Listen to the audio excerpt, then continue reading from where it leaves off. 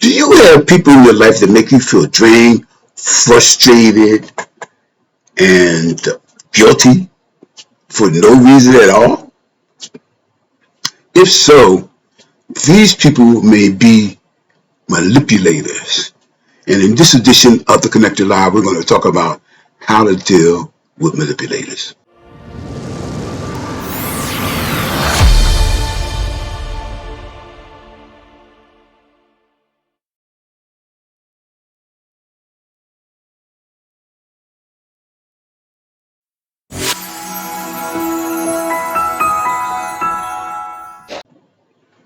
Hello, this is Michael Rice, aka The Connector, with another edition of The Connector Live. If you like what you hear today, please hit the like button below. If you feel that there's something in this content that can benefit your friend or family member, please share.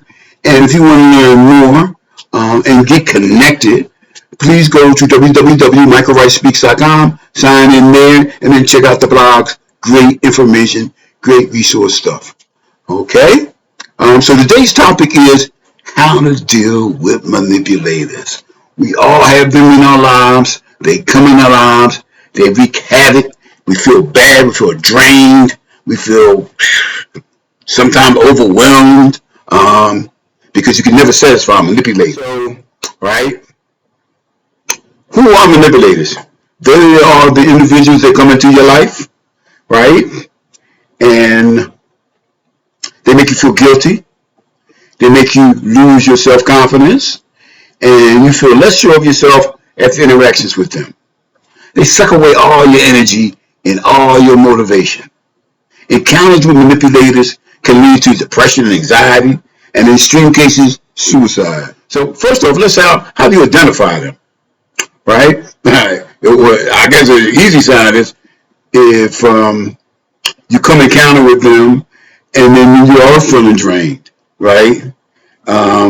You feel like you were taken advantage of. You feel guilty for no reason. You feel sad. You feel anxious. If you feel any of these feelings after a conversation with somebody, you're probably just dealt with a manipulator. Now, they can be, I'm going to tell you, they can be a supervisor or employer. They are really good at that. They could be a wife or a husband. They could be a girlfriend or a side chick or boyfriend or whatever. A neighbor or a friend, a colleague, a co-worker, a family member, brother or sister, or even your mother or your father can be a manipulator, right? Now, what are some signs that you're dealing with one? First off, they guilt trip you. Somebody always knows somebody in your life that always coming in guilt tripping you, blaming you for stuff you don't have no control over. And then the second thing is they never take the blame for anything. You work on a project together with someone and something goes wrong and they blame you for it. And you may not have done anything wrong, but they make you feel bad and guilty about the situation. Second, they'll turn things around on you. You'll come to them saying, well, why didn't you do what you said you was going to do? And then they'll turn around and say, and make it seem like you was the one that was wrong. You know? And then they'll do things like accuse you of not caring. But they only do this when they know that you care. So they'll always accuse you of that because that's how they guilt trip you. And they'll make you feel bad for stuff that you have no control over. For instance, they'll make you feel bad for being more educated than them, right? Living in a better neighborhood than them, growing up in a better environment, having a better family unit, right? Dressing better than them, coming to the right answer, being able to look good in front of other people. They automatically make you feel bad because you're living your best life.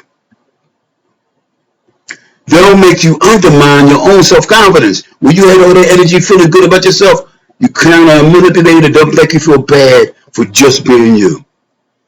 See, the secret is they want you to have little or no self-confidence because it makes it easier for them to exert control over you. They'll see your shortcomings and mistakes and then point them out. Now, let me tell you something. Everybody has shortcomings and makes mistakes. That's natural. Nobody's perfect, right? But these individuals always are pointing them out all the time, making them bigger, emphasizing them, magnifying little stuff so that you feel bad. And in other words, the smaller you feel, the bigger they feel about themselves, right? So you become happy, unhappy, and even probably a negative. Now remember, manipulators never accept the blame. They'll try to pass it on to you when it's not your fault. They'll make you the victim in a situation. You will feel understrained, and everything should be your fault, and never theirs. They can cause you to have stress, anxiety, depression, and mental health issues. Shoot, you could be on a job with a manipulator, and they make you want to quit your job. You had the best job, that you ever wanted, right? And they'll make you feel as though you need to quit, right? To get out of their way, so you don't feel bad about yourself, right? So, what do we do about these people that come in our lives and wreak havoc in our lives, right? Step one, put some distance between you and their person. That's number one. Number two, get into a safe space and then reflect on how you've been manipulated. Take a look at examine the situation. One way you can do this is I do it two ways, right? One way I think about a situation and I put myself above it and look down on the situation. So I can see and I look at what I did and look what they did, and then I'm able to analyze it that way. You see, you know what? You got a right to respect and a right not to be controlled and manipulated. So here's some things you can do. In encounters with manipulators, ask them, do you think that's really reasonable? All right? Or, why are you treating me like this? But don't let them see your discomfort, anxiety, because they'll jump on that like blood to a vampire. The best thing you can do with toxic people is avoid them wherever possible. You have a right to feel good about yourself, right? And what you want to do is focus on your inner magnificence, on your gift, on your passion, on what makes you special, and not worry about them. And lastly, let me say this. God don't care what people say about you. God cares about what you say about yourself. And this is Michael Rice, a.k.a. The Connector, saying, keep connecting with your mind, your body, and your spirit. And then join us, because we're building a magnificent network, one relationship at a time.